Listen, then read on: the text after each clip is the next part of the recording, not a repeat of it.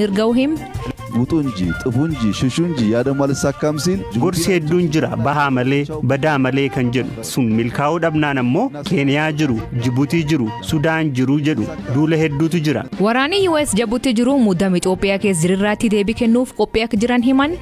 Barbaachisaa ta'ee yoo argame hojjettoota embaasii Itiyoophiyaatti argaman lammiilee United States akkasumas lammiilee biyyoota biroo biyyattii keessaa baasuuf qophii taasisneerra. Hoogganaa waraana Sudaan of muudu hordofee deebii mootummoota kanaaf oduu dabalatan waliin tura an asli galgaloo.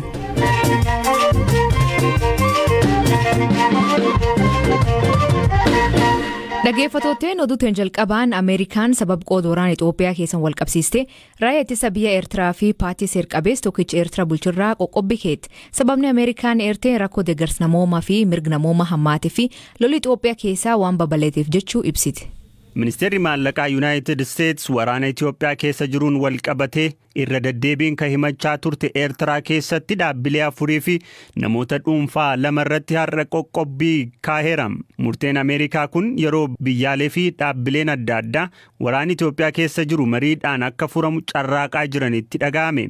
Ibsi ministeera maallaqaa Ameerikaa sochiin Eertiraa nageenya Itoophiyaa hammeessee jechuun himateera. Erga waraanni kaaba Itoophiyaatti eegalees Ameerikaan irra deddeebiin waraanni Eertiraa akka Itoophiyaa keessaa ba'u akeekkachiisaa turte. Humnoonni Eertiraa Itoophiyaa keessa jiraachuun lola jiru xumura itti tolchuufis ta'e deeggarsa namoomaa waliin gahuuf danqaadhaa jedheera ibsi ministeera maallaqaa Ameerikaa. Kanneen har'a qoqqobaman raayyaa ittisa biyyaa Eertiraa paartii PFDJ ka biyya bulchaa jiruu fi pirezidaantii Isaayyaas Afeworqiin hoogganamu dhaabbata Hidrii Trustii fi Koorporeeshinii Tireedingii Galaana Diimaati.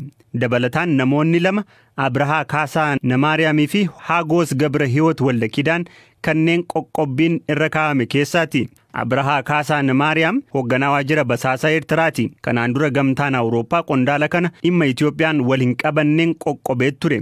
Obbo Haagoos Gabra Hiwoot immoo gorsaa dinagdee dhaaba siyaasaa pirezidaantii Isaayyaas Afeworqii fi hoogganaa koorporeeshinii tireedingii Galaana Diimaati. Akka ibsa mootummaa Ameerikaatti qabeenyi dhaabbilee fi namoota dhuunfaa kanaa Ameerikaa keessa jiru akka hin sochoone dhorkamee jira.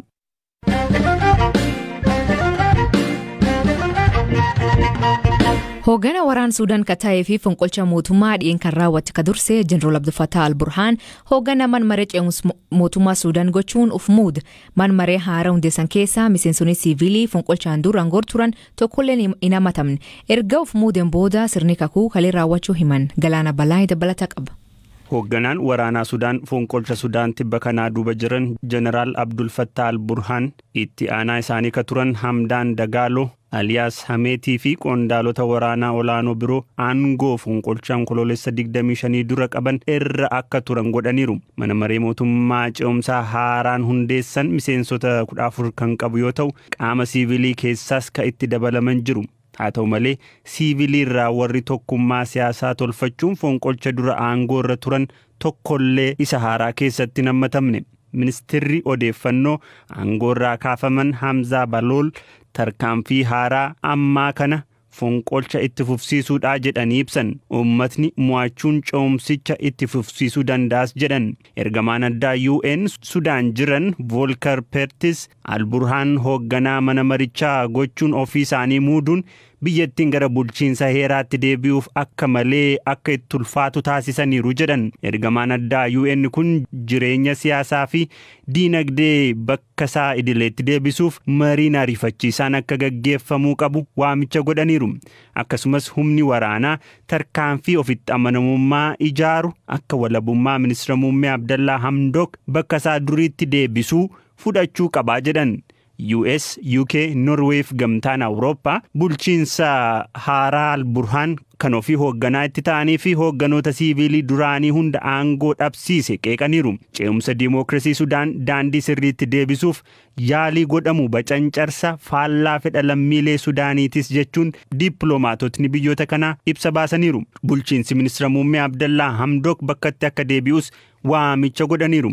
Ministeerri muummee biyyattii ka turan Abdallaa Hamdok mana jireenyaa isaanii keessatti hidhaa jala akka jiran himama. Gamtaan Afrikaa fonqolcha kana hordofee Sudaaniin sochii isaa hunda keessaa yeroof dhorkee jira.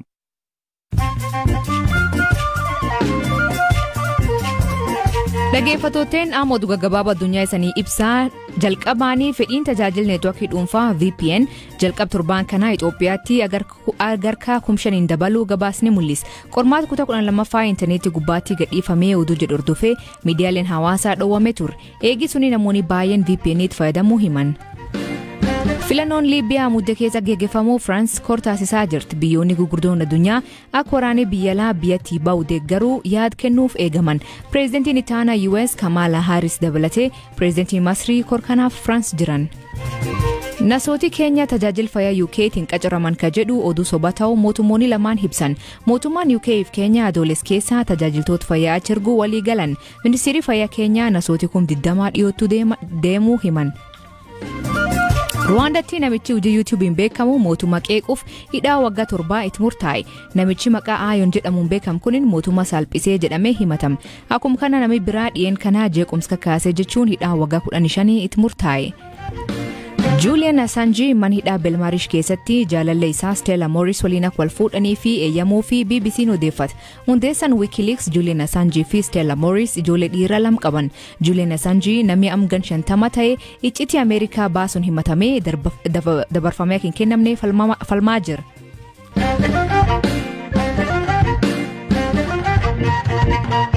Jabutiitti ajaja waraana Ameerikaa ka ta'e Meejor Jeneraal William Zana magaalii Finfinnee finciltoota yoo to'atame rakkoo namooma hamaatu dhalataa jechuun BBC'tti gaafiif deebii addaatti BBC waliin taasisaniin waraana Itoophiyaa keessaa gantook lakkoofsis kunin naannichaatti dhiibbaa hin malgeessisaa jira jedha. Sababa rakkoo keessoo fi Itoophiyaan waraanisii Soomaliyaa yoo baafte biyyoota naannichaaf qormaata ta'uu hima. Kun yoo ta'e biyyoonni gamtaa Afrikaa 5 fi Soomaaliyaan murtee kanaan miidhamu.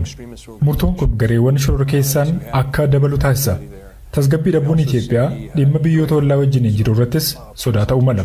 Fakkeenyaaf dhimma hidha haaromsaa laga Abbayyaa irratti ijaaramuuf muddama daangaa Sudaan wajjin biyyattiin qabdu kaasuu danda'a.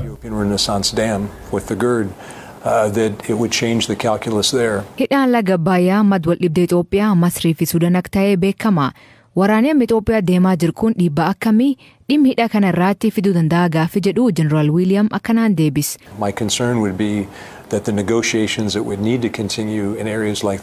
Sodaan koo mariin itti fufinsa qaban kan akka hidha haaromsaa fi waldhibdeen daangaa Sudaan wajjin jirtu amma sababa waraana kanaaf deebii yookiin immoo xiyyeeffannoo argachaa jiru. Itoophiyaan xiyyeeffannoo ishee dhimma biyya keessaa irratti yoo gootu biyyoonni biroo kanatti fayyadamuudhaan tarkaanfii siyaasaas ta'e waraana fudhachuudhaaf haalichi mijataadha jechuun tarkaanfii fudhachuu malu jedheen yaada. When Ethiopia is not credibly able to either continue operations or negotiation. Biyyooti biraa akka Suudaaniif Masrii carraa kanaatti fayyadamuun tarkaanfii waraanaa fudhachuu dandeettii jedhanii sodaachaa turan. Kun waan ta'uu danda'a gaaffii jedhirraatti Jeneraal William akkan jedha. I'm not sitting in Egypt or Sudan.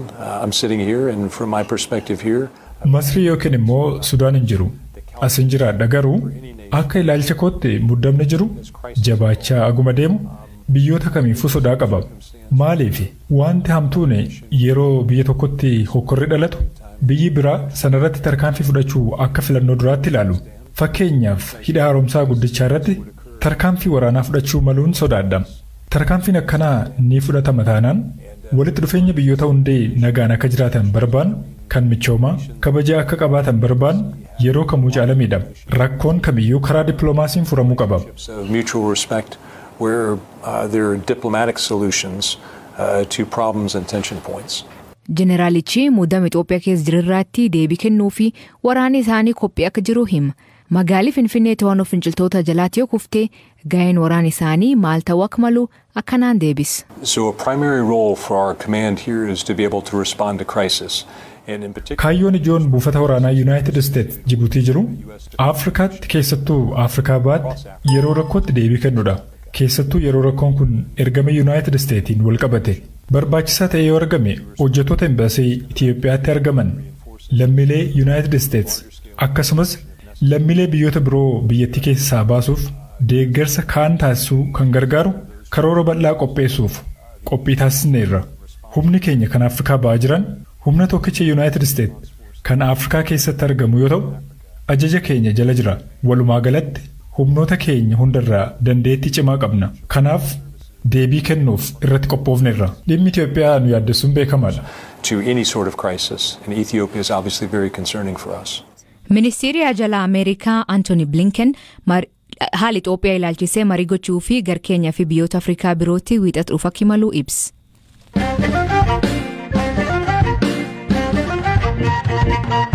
Ministeerri muummee Itoophiyaa Abiy Ahmad biyya akka baqatan dabalatee dhiibbaleen hedduun ergaa akka jiranii fi biyya baqatanii akka hin baane ta'uu fi injifannoon isaanii akka ta'u seena bara 1983 yaadachuun dubbata. Sagantaa Addis Waq jedhamuu fi waajjira isaaniin mata duree waamichaa dhimma jiraachuu fi tattaaffii bira baraaruu jechuun qophaa'e irratti duulii piroopagaandaa wanta yeroo kufaatii sirna dargii raawwatameen kan wal fakkaatu ta'uu dubbata. ለምሳሌ ኢትዮጵያ ውስጥ በቅርቡ መፈንቅለ መንግስት ስለሚካሄድ ቶሎ እንውጣ ይላሉ አንዳንድ ኃይሎች ኢትዮጵያ ውስጥ የሚፈነቀለ መንግስት የለም fakkeenyaaf dhiyootti fonqolchi mootummaa waan gaggeeffamuuf daddafnee baana jedhu humnootni tokko Itoophiyaa keessatti mootummaan fonqolu hin jiru mootummaa kana uummatni yoo barbaaduu baate yeroo kamittuu kaasuu danda'a kanaaf oduu fi duula akkasii dhiisaa jennaan hin dhagahan wanti Sudaanitti ta'e Itoophiyaattis waan ta'uuf dafnee baanu malee jedhu karaa baay'eedhaan piroopagaandaa waliin dhahuu amanamuu hin dandeenye oofu qormaatni waraana kanaa inni guddaan rasaasa osoo hin taane oduudha ummatni Itoophiyaa of duubatti deebi'ee akka hubatu kan hin barbaadu amalli waraana amma keessa jirru akkuma jirutti bara 1983tti Itoophiyaa keessatti raawwateera yaadannoof beekumsaanii qabuun Finfinneerraa raadiyeesii kiiloomeetira 150 200 keessatti waraanni hin turre Finfinnee osoo hin gahin fageenya kiiloomeetira 200-300 yoo hafu wanti ture piroopagaandaadha piroopagaandaa mootummaa as jiru raasu hoogganaa dargii koloneel Mangistuu Hayilamaariyaam akkamiin biyyaa bahan ka jedhu mataan isaa osoo qoratamee bu'aa piroopagaandaa waliin dhahoo akka ta'u shakkiin qabu hoogganoota gidduu walqooduu uumuun dhimmichi dhumeera du'eera diigameera jedhamee aangawootni tokko immoo yoo bahan qaxxisaa Finfinnee galame yoon yaadattu ta'e isa irra deebi'uuf piroopagaandaan 1,100 kan oofame nuti yoo waan haaraallee hojjechuu baanne yoo xiqqaate seenaa bara 83 irraa akka barannullee hubachuun dandeenye ቢያንስ አዲስ ታሪክ ባንሰራ ከ83ቱ ታሪክ ልንማር እንደምንችል አልተገነዘቡ ምክሮች አሉ አልቋል እኮ ውጡ እንጂ ጥፉ እንጂ ሽሹ እንጂ ያ ደግሞ አልሳካም ሲል ኬንያ ናቸው ጎርሲ hedduun jira bahaa malee badaa malee kan jedhu sun milkaa'uu dhabnaan ammoo keeniyaa jiru jibuutii jiru sudaan jiru jedhu duula hedduutu jira mogolee namaa laaffisuuf kuni akka milkaa'uufis abaluunfaa bahuufi maaliif Finfinneen waan nama hin amansiifneef waan marfamteef jedhu Itoophiyaan kan Itoophiyaanotaati nuti biyya lama hin qabnu haalli qilleensaa yeroo geeddaramu waan geeddaramu hin qabnu yeroo jiraannu Itoophiyaanota yoo duunu immoo Itoophiyaadha biyyi itti baqachuuf qophoofne waan hin jirree fi Itoophiyaanis biyya irraa baqatan miti amma humnoonni baanu malee jedhan torban muraasa keessatti gallu malee jedhanii nu dararu kana qabatamaan ni argina Itoophiyaan dhimmoota garaagaraan addunyaa irratti sadarkaan ittiin gabaafamte hanga dhimmi Itoophiyaa ji'oota muraasa keessatti mana maree nageenyaaf dhiyaate yoo argitan kun nama siyaasaa hin shororkeessine baqachuuf nama siyaasaa hin kakaafne hin qabu haa ta'u malee Itoophiyummaan sanaa oli biyyootni muraasni duulli kana fakkaatu irratti oofamee hin jilbeeffannu jedhanii biyya isaanii olchaniiru kun seenaa Itoophiyaa keessas kana dura tureera kun akka irra deebi'amu abdii guutuun qaba ይህ በኢትዮጵያ ታሪክ ድሮ ነበረ እርግጠኛ ነኝ አሁንም ይተካል ለገፈቶቴን ሰገንታን አራገኑማ ቶርባን ጉቱን ወሊን ቱሩ ከሰኒ ፉልፋድ አሰሪን ጀና ማማሲ ገልገል ሐና ናም ገዲንገቲኒ ሚዳን ኢትገቲ ጀድ ይኸኒ ሰማኒ ኮሜንት ከሰትኑ ቤሲሳ ሰገንታ ከንከ ቆጴስ ገላና በላይ ገም ቴክኒካችን ኦስካ ቡንጋ ከሰኒፍ ዲኤስ አን አስሊ ገልገሎቲ አግ ቶርባን ኡፉ ሳቲ ያከና ነጋዋ አኬቡላ ኦራ ቡላ ዴበና አንገፈማ ዳምቡላ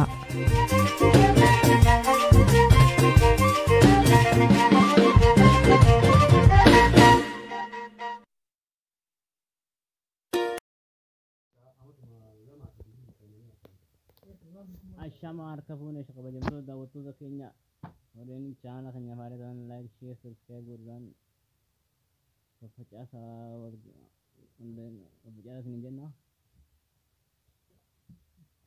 breaking news yo du gujara kan kabanna jiru American Abiyi Ahmed waraana jiru fi ijoollee baqachuu waannaan tarkaanfii addaa karatti irratti beeksisee jechuudha. Ijaarraan tana jabuutti keessaa humna gahaa kana biyyiidhaaf ibsaa kan nu qabne yaanii ibsaa kan ni jiru.